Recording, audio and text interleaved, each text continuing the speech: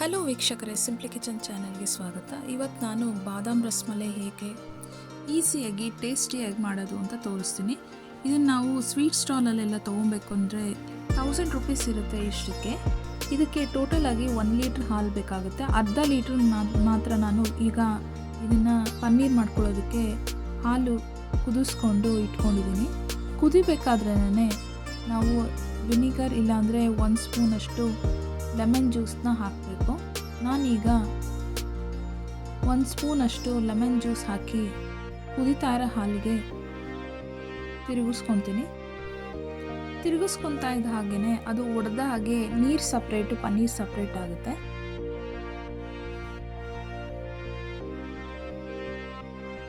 ನೀಟಾಗಿ ಹಾಕಿದ್ಮೇಲೆ ಮಿಕ್ಸ್ ಮಾಡ್ಕೊಬೇಕು. ಕುದಿತಾ ಇರೋ ಹಾಲಿಗೆ ಹಾಕಬೇಕು, ಇಲ್ಲಾಂದರೆ ಅದು ಒಡೆದಿರೋ ಥರ ಆಗಲ್ಲ. ನೋಡಿ, ಆಗ್ತಾ ಇದ್ದಾಗೆ ತಿರುಗಿಸಿದ್ಮೇಲೆ ಈ ಥರ ಆಗುತ್ತೆ.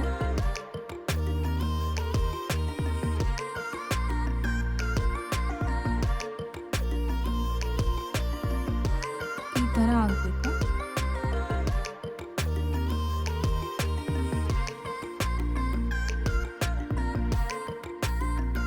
ಇದನ್ನು ಇವಾಗ ಸ್ವಲ್ಪ ತಣ್ಣಗಾಗಕ್ಕೆ ಬಿಟ್ಟು ನಾನು ಒಂದು ಕ್ಲೀನಾಗಿರೋ ವೈಟ್ ಬಟ್ಟೆ ಮೇಲೆ ಕೆಳಗಡೆ ಸ್ಟ್ರೈನರ್ನ ಇಟ್ಟು ಅದ್ರ ಕೆಳಗಡೆ ಒಂದು ಬೌಲ್ ಇಟ್ಟು ಒಡೆದಿರೋ ಹಾಲನ್ನು ಇದಕ್ಕೆ ಹಾಕ್ತಿದ್ದೀನಿ.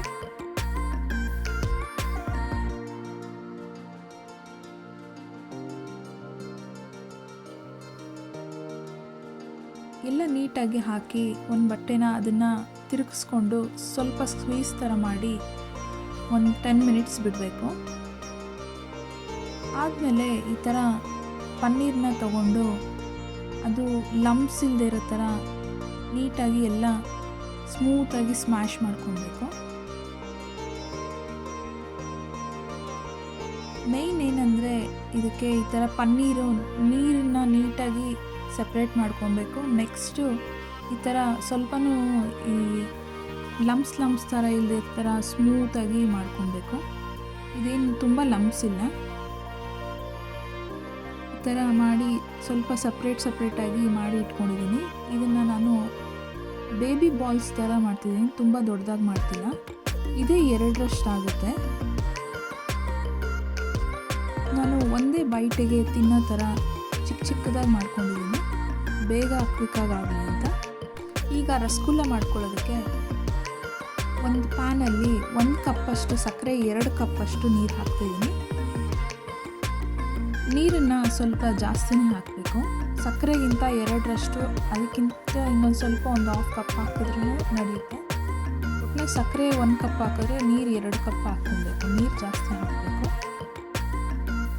ಹಾಕಿ ಸಕ್ಕರೆ ಎಲ್ಲ ಕರಗಿದ್ಮೇಲೆ ನಾವು ಪನ್ನೀರ್ ಬಾಲ್ಸ್ನ ಮಾಡ್ಕೊಂಡಿದ್ದನ್ನ ಅದರೊಳಗಡೆ ನಿಧಾನಕ್ಕೆ ಒಂದೊಂದೇ ಹಾಕಬೇಕು, ಲೋ ಫ್ಲೇಮ್ ಮಾಡಿಕೊಂಡು.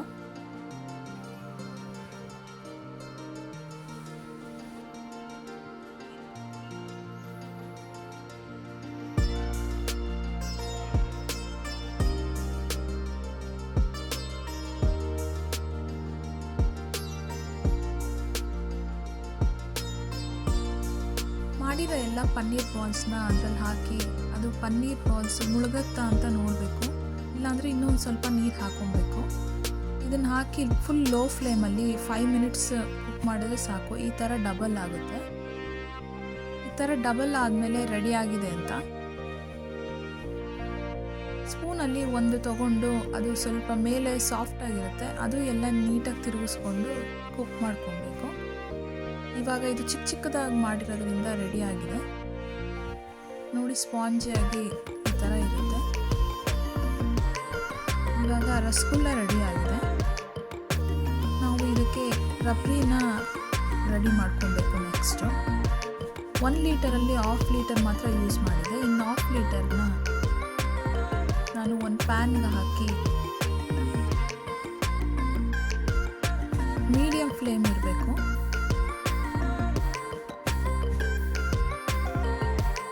ನಾನು ಬಾದಾಮ್ ರಸಮಲೈ ಮಾಡೋದ್ರಿಂದ 10 ಇಲ್ಲಾಂದರೆ 15 ಬಾದಾಮಿನ ನೆನೆಸಿಟ್ಕೊಂಡಿದ್ದೆ ಬಿಸಿನೀರಲ್ಲಿ ಒಂದು ಅರ್ಧ ಗಂಟೆ ಮುಂಚೆ. ಅದನ್ನು ಸಿಪ್ಪೆ ತೆಗೆದು ನೀಟಾಗಿ ಸ್ಮೂತಾಗಿ ಪೇಸ್ಟ್ ಮಾಡ್ಕೊಬೇಕು. ಫುಲ್ ಸ್ಮೂತಾಗಿ ಆಗಬೇಕು. ಬಾದಾಮ್ ಪೇಸ್ಟ್ ಹಾಕೋದ್ರಿಂದ ಟೇಸ್ಟು ಚೆನ್ನಾಗಿರುತ್ತೆ ಮತ್ತು ಅದು ಥಿಕ್ನೆಸ್ ಬರುತ್ತೆ ಬೇಗ. ಹಾಕಿದ್ಮೇಲೆ ನೀಟಾಗಿ ಮಿಕ್ಸ್ ಮಾಡ್ಕೊಬೇಕು. ನಾನು ಇದಕ್ಕೆ 4 ಸ್ಪೂನಷ್ಟು ಬಾದಾಮ್ ಪೌಡ್ರ್ ಮಿಕ್ಸ್ನ ಹಾಕಿದ್ದೀನಿ. ನಾವು ಮೊದಲೇ ರಸಗುಲ್ಲಕ್ಕೂ ಸ್ವೀಟ್ ಫಸ್ಟೇ ಹಾಕಿದ್ದೀವಿ. ನಾವು ಬಾದಾಮ್ ಮಿಕ್ಸ್ ಪೌಡ್ರ್ ಹಾಕಿದ್ದೀವಲ್ಲ, ಅದು ಸ್ವೀಟ್ ಇರುತ್ತೆ. ನೋಡಿಕೊಂಡು ಶುಗರ್ನ ಹಾಕ್ಕೊಳ್ಬೇಕು. ಮೀಡಿಯಮ್ ಫ್ಲೇಮಲ್ಲೇ ಅದು ಒಂದನ್ನು ಅರ್ಧದಷ್ಟು ಆಗೋಷ್ಟು ಕುದಿಸ್ಕೊಳ್ಬೇಕು. ಮೇಲೆ ಬರೋ ಶಾಯಿ ಎಲ್ಲನೂ ಅಂದರೆ ಕೆನೆನ ಸೈಡಲ್ಲಿ ಮಾಡ್ಕೊತಾ ಇರಬೇಕು, ತಳ್ಕೊಂಡು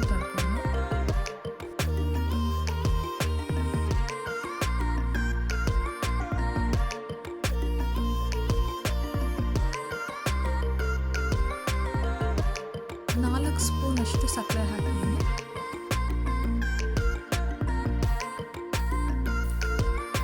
ಈ ಥರ ರಸಗುಲ್ಲ ಇಷ್ಟ ಇರೋರು ಯಾರು ಬೇಕಿದ್ರೂ ಟೇಸ್ಟಿಯಾಗಿ ಕ್ಲೀನಾಗಿ ಮನೇಲೇ ಮಾಡ್ಕೊಬೋದು. ಕ್ವಿಕ್ಕಾಗೂ ಆಗುತ್ತೆ.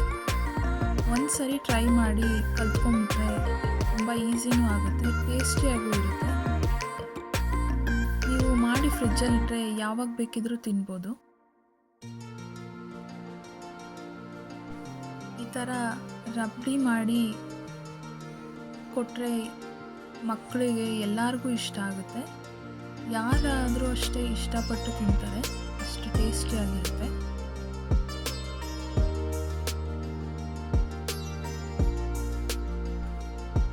ಈಗ ಅದು ಅರ್ಧದಷ್ಟಾಗಿದೆ. ಈ ಥರ ಕ್ರೀಮಿ ಥರ ಇರಬೇಕು ಮಿಲ್ಕು. ಈಗ ರಬ್ಡಿ ರೆಡಿ ಆಗಿದೆ. ನಾವು ಮಾಡಿಟ್ಕೊಂಡು ರಸಗುಲ್ಲನ ಅದ್ರದ್ದು ಸಕ್ಕರೆ ಪಾಕ ಎಲ್ಲ ತೆಗೆದು ಒಂದು ಬೌಲಲ್ಲಿ ಹಾಕ್ಕೊಂಡು ಅದ್ರ ಮೇಲೆ ಈಗ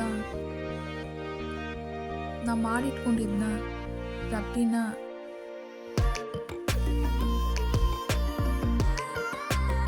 ಹಾಕ್ಕೊತೀವಿ.